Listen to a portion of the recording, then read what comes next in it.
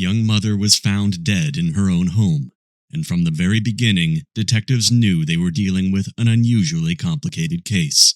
The scene raised more questions than answers, and almost everyone close to the victim seemed to have something important to say.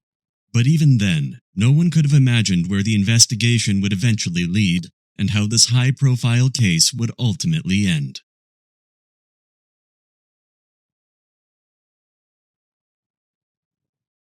Lisa Carlson was born on June 28, 1971, in San Diego, California. She was the older of two daughters, and her father was in the military, so the family moved around all the time. They lived in different cities and states, and even spent some time in Panama. Lisa was very energetic and determined. She got along easily with other people, but she also wasn't afraid to stand up for herself or speak her mind when something bothered her. When Lisa was 17, her family was finally able to settle down in one place and moved to Tacoma, Washington. She finished high school and then trained as a nursing assistant. Lisa wanted to do something that would actually help other people, so she chose to work with those who couldn't look after themselves. She found a job at a rehabilitation center for people with disabilities, and that was where she met a nurse named Daniel. The two started dating, and their relationship moved quickly.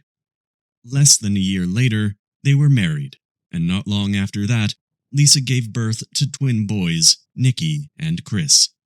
Lisa was thrilled to become a mother, but she and Daniel soon ran into a problem. Paying a babysitter to watch both boys would have taken almost her entire paycheck, so Lisa decided to leave her job and stay home with them. The problem was that Daniel's salary alone wasn't enough to cover even their basic expenses. His parents eventually offered to let the young family live on their large property out in the country. They set up a trailer there for Lisa, Daniel, and the boys, which meant the couple no longer had to pay rent and took a lot of pressure off their finances. Daniel's parents also worked at the same rehabilitation center, so he could ride to work with them and save some more money. By the summer of 1998, Lisa was still living there with her husband and children. She was 27 years old, and the twins were 3. On July 18th at around 9 p.m., Daniel called 911. He told the dispatcher that he had just come home from work and found his wife dead.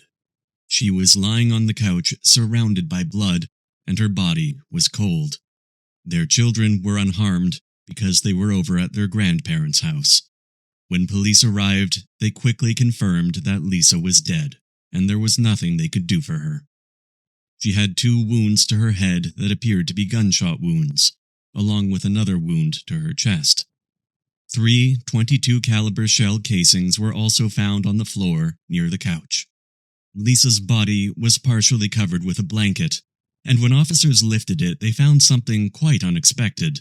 Her pants had been pulled down, and she was holding a remote control for an adult toy that was lying nearby. There was also an explicit video playing on the TV in the living room, although it had been paused. Lisa's body was taken to the medical examiner, while investigators continued searching the trailer. One thing immediately stood out. The place was a mess. Almost every cabinet and drawer had been opened, and their contents were scattered across the floor, making it look as though someone had been searching the home during a robbery. At the same time, there were no signs of forced entry. Daniel did, however, mention one important detail. When he came to the front door, he had expected it to be locked, or at least secured with the chain, but instead, he found it open. While the crime scene team worked inside the trailer, officers took an initial statement from Daniel. Over the next few hours, his behavior began raising questions for several reasons. For one thing, he seemed unusually calm for someone who had just found his wife murdered. He approached officers several times to ask whether he could go back inside to get food for the boys and take his clothes out of the washing machine. His 911 call also struck investigators as strange. Daniel sounded completely calm, as though he were describing what he had just eaten for breakfast, rather than telling a dispatcher that he had just found his wife dead. Even more strange, from the very beginning of the call, he made a point of saying that he had been at work and had only just come home. Daniel, however, gave police a reason for why he seemed so detached. He explained that, although he and Lisa were still legally married, their relationship had effectively been over for quite some time. According to Daniel, they had decided to separate about a year and a half earlier, but their financial situation made it impossible for either of them to simply move out and start over. After Lisa had the twins and stopped working, the couple increasingly relied on credit cards just to cover basic expenses, while Daniel's salary wasn't enough to keep up with the debt. Eventually, they filed for bankruptcy, and the process dragged on for months, leaving Lisa with no realistic way to move out on her own. At the same time, she still couldn't return to work while taking care of two young children, which meant she had little choice but to continue living with Daniel. About 6 months before her death, the two had signed a separation agreement that they planned to use later as the basis for a divorce. They slept in separate rooms and, for all practical purposes, lived more like roommates than a married couple. Daniel also told police that Lisa had been seeing another man named Sean for quite some time. She would often spend the night at Sean's house once Daniel came home from work and could take care of the boys, then return before Daniel had to leave for his next shift. In fact, Daniel said Lisa had spent the night before her murder at Sean's house and came back to the trailer at around 1:30 p.m., just as Daniel was getting ready to leave for work. After speaking with Daniel, police went straight to Sean. His reaction to the news of Lisa's death was very different. He became visibly nervous, seemed agitated, and smoked one cigarette after another while speaking with detectives. Sean admitted that he and Lisa had been in a relationship for quite some time. He explained that he had been friends with Daniel since childhood, and when Daniel first married Lisa, his relationship with her had been purely platonic. But after Lisa and Daniel had essentially decided to separate, Sean and Lisa began seeing each other. Over the following months, the two started making plans for a future together, and Lisa decided that she wanted to move with the boys and Sean to Arizona, where his parents lived. She hoped to start over there and build a new life, and according to Sean, she had some very serious reasons for wanting to leave. Sean told investigators that Lisa and Daniel's marriage had gradually become more and more troubled. They were already struggling financially, but Daniel only made things worse. At one point, Lisa discovered that he had been hiding a large number of lottery tickets and credit cards from her. She later learned that Daniel had secretly taken on even more debt, making an already difficult financial situation even worse. At the same time, the couple was arguing more often, and Daniel's behavior was becoming increasingly aggressive. Lisa told people that he would yell at her, throw things in her direction, and had even become physically violent with her. During one particular incident, Daniel grabbed Lisa by the neck, and she became afraid that he might strangle her. Sometime later, Lisa turned on a tape recorder and brought up what had happened, hoping to get Daniel to admit it on tape. When she told him that she was afraid for her life after he tried to strangle her, Daniel replied that he hadn't meant to hurt her, and he hadn't even squeezed her neck very hard. Lisa later gave the tape to Sean and asked him to turn it over to police if anything ever happened to her. Sean also told detectives one more important detail. According to him, Lisa had made the final decision to leave with him and the boys on the very day she was killed.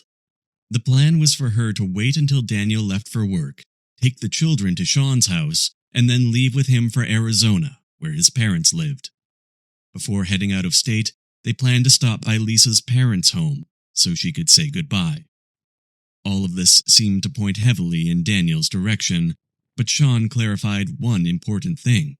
Lisa had kept the plan completely secret from her husband and had no intention of telling him that she was leaving. According to Sean, she was afraid Daniel might hurt her if he found out, so as far as he knew, Daniel wasn't supposed to know anything about it. Detectives weren't ready to rule Sean out either, and they asked where he had been after Lisa left his house. Sean said he stayed home and spent time on internet forums. Since this was 1998 and the detectives themselves weren't particularly familiar with how that kind of activity could be checked, they passed the information along to specialists who could verify his story. Police then spoke with Lisa's family and friends, and they heard many of the same concerns. Lisa had repeatedly talked about the problems in her marriage, and as time went on, she became increasingly worried about her own safety. Her parents urged her to move out and get away from Daniel as soon as possible, but Lisa told them she couldn't do that until the bankruptcy process was finished. When detectives looked into it, they learned that the bankruptcy was actually expected to be finalized within just a few days. At that point, investigators began seriously considering whether Daniel could have killed Lisa after somehow finding out that she planned to leave him and take the children with her. There was just one major problem with that theory. Daniel had been at work for almost the entire day. The medical examiner was unable to determine Lisa's exact time of death and could only narrow it down to sometime that afternoon. Lisa had left Sean's house at around 12:30 p.m., and since the drive back to the trailer took just under an hour, she should have arrived home at roughly 1:30. Daniel's shift, meanwhile, was supposed to begin at 12:15 p.m., which initially seemed to leave him with too little time to kill Lisa and still make it to work. But detectives soon learned one suspicious detail. His supervisor said Daniel had called about 15 minutes before his shift and told him he was going to be a little late. He ultimately didn't arrive until around 3 p.m., which meant that, at least in theory, he could have had enough time to commit the murder. Still, investigators quickly ran into several problems with that theory. While they were gathering information about Lisa's life, crime scene experts were examining the trailer, and what they found raised some important questions. First, they doubted that robbery had actually been the motive. Despite the mess inside the trailer, nothing of value appeared to be missing, leading investigators to believe the apparent burglary may have been staged. They also analyzed the blood splatter on the wall and on Lisa's body, and were able to determine that she had most likely been sitting upright when she was first shot in the head. According to the medical examiner, that first shot would not have killed her immediately, but it likely left her paralyzed. Investigators also noticed an unusually large amount of blood in Lisa's hair. That supported the idea that after the first shot, she had remained sitting upright for at least some period of time, allowing the blood to collect there. Then, based on smeared blood found on the couch, investigators concluded that someone had pulled Lisa downward and laid her flat. As her blood-soaked hair dragged across the back of the couch, it left a visible trail behind. Crime scene photos also showed unusual bunching in Lisa's sweater, which led experts to believe that whoever moved her body had pulled her down by the clothing. All of this made one thing clear. Lisa could not have pulled down her own pants and underwear. By that point, she would already have been paralyzed by the first gunshot. So investigators believed the killer was the one who removed them. The adult toy also appeared to have been placed beside her afterward, although the reason for doing so was still unclear. The blood on the toy supported that theory as well. Investigators determined that it had been transferred there through direct contact rather than blood splatter, meaning the killer likely handled it only after moving Lisa onto her back and getting blood on his hands. At some point during all of this, Lisa was shot 2 more times, and only then the killer covered her body with a blanket. That detail seemed especially strange.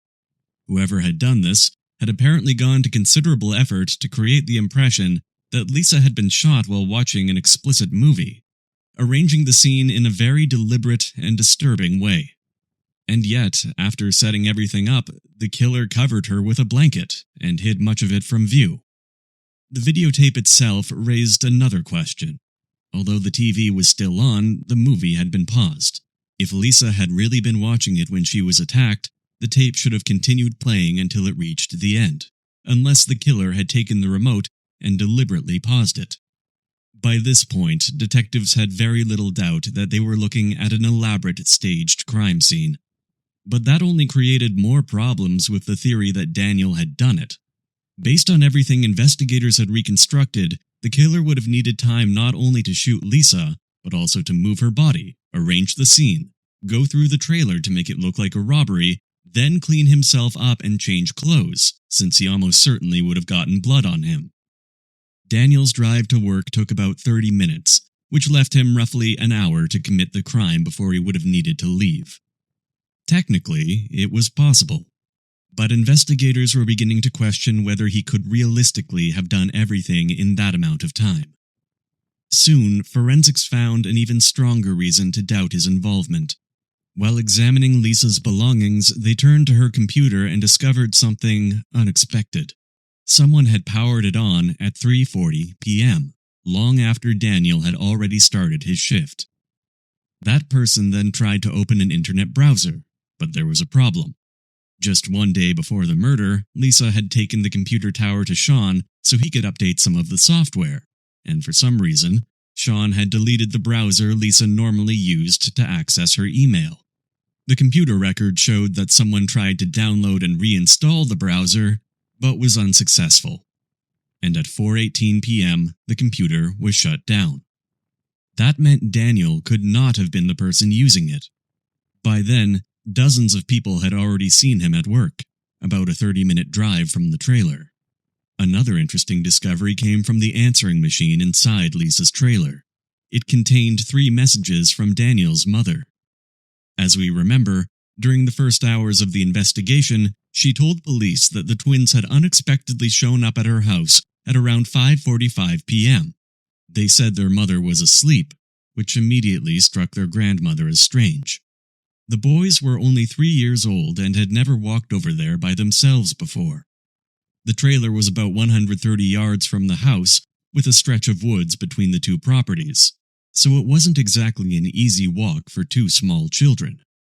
Daniel's mother called the trailer several times, trying to wake Lisa up, but no one answered. She eventually left a few messages telling her to get up and come pick up the boys. But detectives noticed something very strange. When they spoke with Lisa's mother, she said she had also tried calling her daughter at around 6:20 p.m. because Lisa had failed to show up for the meeting they had planned before she left the state. Lisa didn't answer, so her mother left a message on the answering machine. The problem was that no such message was there. Investigators sent the answering machine tape to experts who found signs that it had been tampered with. It appeared that someone had removed the cassette, rewound it to the beginning of the message Lisa's mother had left, and then used Carol's next call to record over it.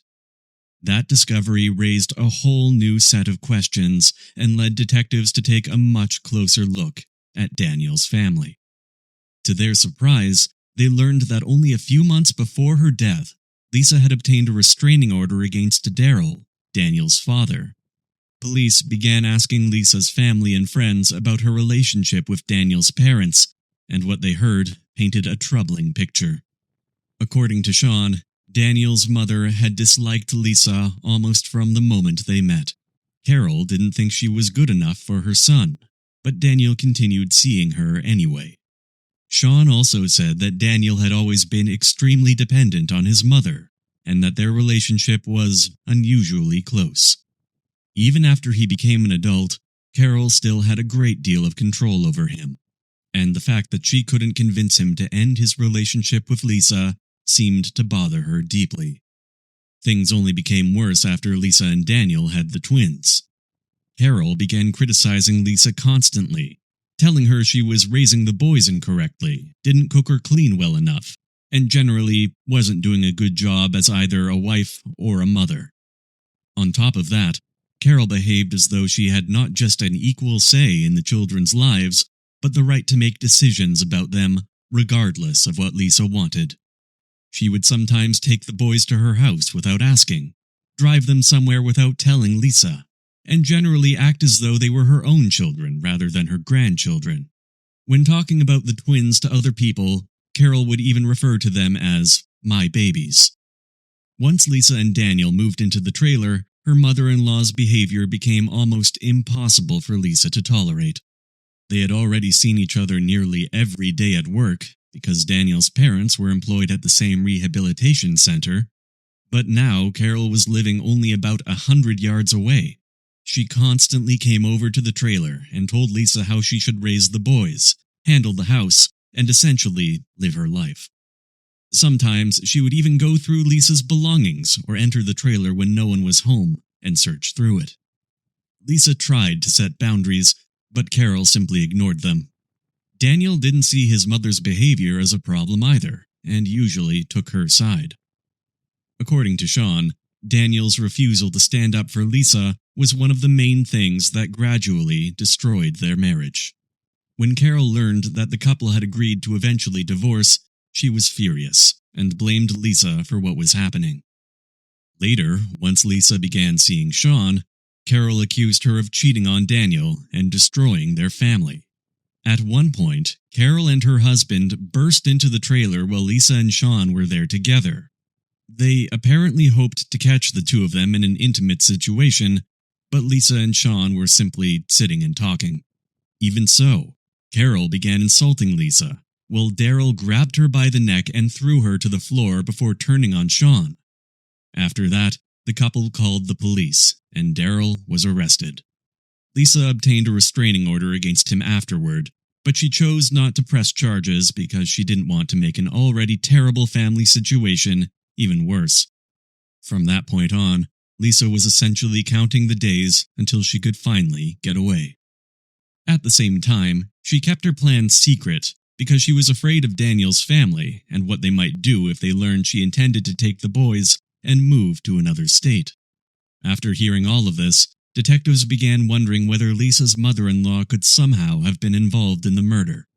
They had spoken with Carol during the first hours of the investigation, and, at the time, she said she had been home for most of the day, but hadn't noticed anything unusual because a small stretch of woods separated her house from the trailer. But when police asked why she had called Lisa several times and told her to come get the boys, yet never walked over to the trailer herself, Carol gave more than one explanation. At first, she said she assumed Lisa was asleep and had no reason to think anything was wrong.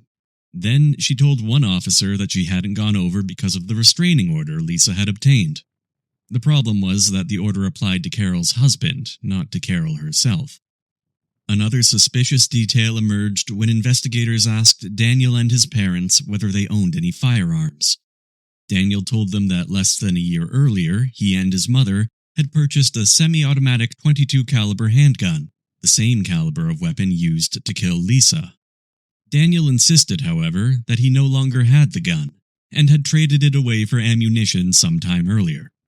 His parents also owned a rifle, but it was broken and did not match the murder weapon.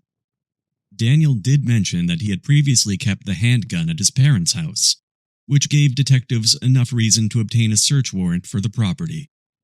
Inside, they found .22 caliber ammunition, but testing it showed that it did not match the rounds used to kill Lisa, and the handgun itself was nowhere to be found. During the search, however, police came across something else that caught their attention. There were several notebooks filled with detailed notes about Lisa and almost every aspect of her daily life. Someone had been writing down basically every detail of her life by hand. Where she went, who came to see her, when she spent time with Sean, how she cared for the twins, what condition the trailer was in, whether she cooked, whether she cleaned, and anything else that could potentially be used to criticize her. It appeared that Daniel's family may have been collecting the information to use during the divorce, hoping to portray Lisa as an unfit mother and help Daniel gain custody of the twins. Then, investigators made another unexpected discovery. The entries in the notebooks had been written in at least 4 different handwritings. When experts analyzed them, they determined that the notes had been made not only by Daniel and his parents, but also by his sister.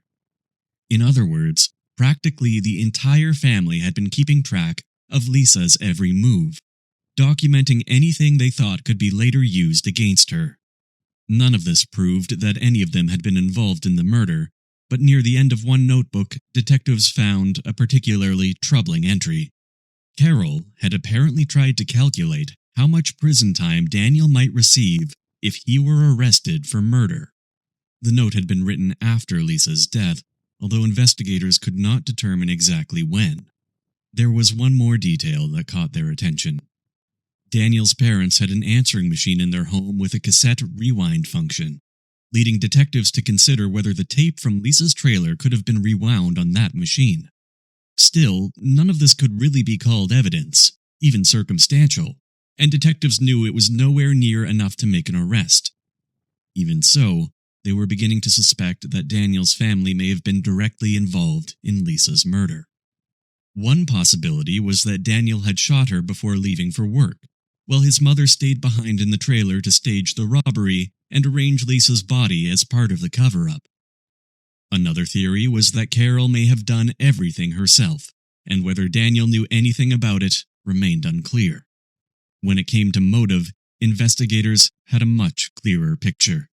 By this point, they had little doubt that Daniel's family hated Lisa and did not want her to take the twins away. Multiple witnesses also told police that Carol seemed to think of the boys almost as her own children, and saw Lisa as the person standing between her and them. Detectives also looked into whether any of Daniel's other relatives could have been directly involved, but they were able to confirm that both his father and sister were elsewhere around the time of the murder, so neither was considered a likely participant in the crime itself. Over the next several days, investigators spoke with a wider circle of people who knew Daniel's family, and those conversations produced several more suspicious details. One of Carol's co-workers said Carol had complained about Lisa to her many times, and repeatedly said that she would never allow Lisa to take the children away from her. But perhaps the strangest account came from Carol's own sister. She told police that after the murder, Carol had shared a very different version of what happened when the twins arrived at her house. As we remember, Carol originally told detectives that the boys came over and simply said their mother was asleep. But according to her sister, Carol later claimed that the children had actually said they left the trailer because they were trying to get away from a bad man. That version seemed extremely difficult to believe, because if the boys had really said something like that, Carol's behavior made almost no sense. It would mean that she ignored what two frightened children had told her for hours, never called the police, and calmly remained at home just 100 yards from the trailer, without, apparently, being concerned about what might be happening there. Even so, Carol denied all these allegations when police questioned her further. Daniel also continued insisting that he had nothing to do with Lisa's murder, although he admitted that he hated her and blamed her for the collapse of their marriage. Over the next several weeks, detectives kept searching for anything that could move the case forward, and eventually they did find one potentially important piece of evidence. Remember how, during the first hours of the investigation, Daniel asked police if he could take his clothes out of the washing machine? The officers refused and instead collected the clothing as possible evidence. When experts examined it, they found traces of blood that appeared to have been washed out. But the samples were far too small for DNA testing. So once again, investigators had something suspicious, but nothing that brought them any closer to making an arrest. Over the following months, the case made virtually no progress. The twins remained with their father and his family, and eventually, the investigation went cold. Several years passed, and during that time, Daniel showed almost no interest in how the case was progressing. The one exception came when he visited the medical examiner's office and asked whether Lisa's death certificate could be changed so that the estimated time of death would make it clear that he had already been at work when she was killed. About 3 years after Lisa's death, in July of 2001, detectives met with prosecutors to go over the entire case again. Once more, they came away believing that someone in Daniel's family had almost certainly been involved, but after all that time, they still had no direct evidence linking either Daniel or Carol to the murder. Even so, investigators were determined to solve the high-profile case, and during that meeting they decided to move forward and see whether they could win convictions based on the circumstantial evidence. On July 20th, police went to the rehabilitation center where Daniel and Carol worked, and both were taken into custody. Prosecutors decided not to build their case around a specific theory of who had actually pulled the trigger and who had staged the scene inside the trailer. They knew there was simply no way to prove those details without stronger evidence. So instead, both Daniel and Carol were charged with first-degree murder. They continued to deny any involvement after their arrests, and both sides began preparing for the trial. Daniel and Carol remained behind bars for the next year and a half, and the trial finally began in February of 2003, nearly 5 years after Lisa's murder. The prosecution argued that Daniel and his mother had planned in advance to get rid of Lisa, so she couldn't take the twins away from them. According to prosecutors, Daniel waited for Lisa to return from Sean's house that day, and shortly after she came home, either he or Carol shot her while she was sitting on the couch. They believed the murder weapon was the same .22 caliber handgun Daniel had once owned and claimed to have traded for ammunition long before Lisa's death, although there was no evidence to support that theory. Daniel then left for work to create himself an alibi, while Carol stayed behind and began staging the trailer to make the murder look like a robbery. Prosecutors also focused on the adult toy and the explicit videotape that had been playing in front of Lisa. In their view, Carol had arranged that part of the scene as an additional way to humiliate a woman she deeply hated.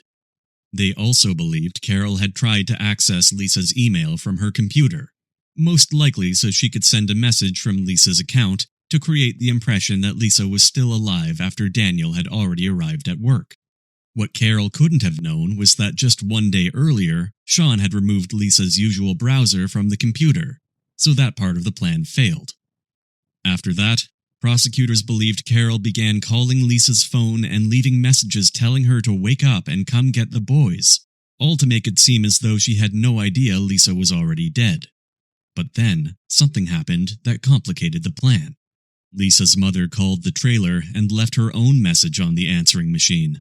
According to the prosecution, that message created a serious problem because it could interfere with the timeline Carol intended to give police.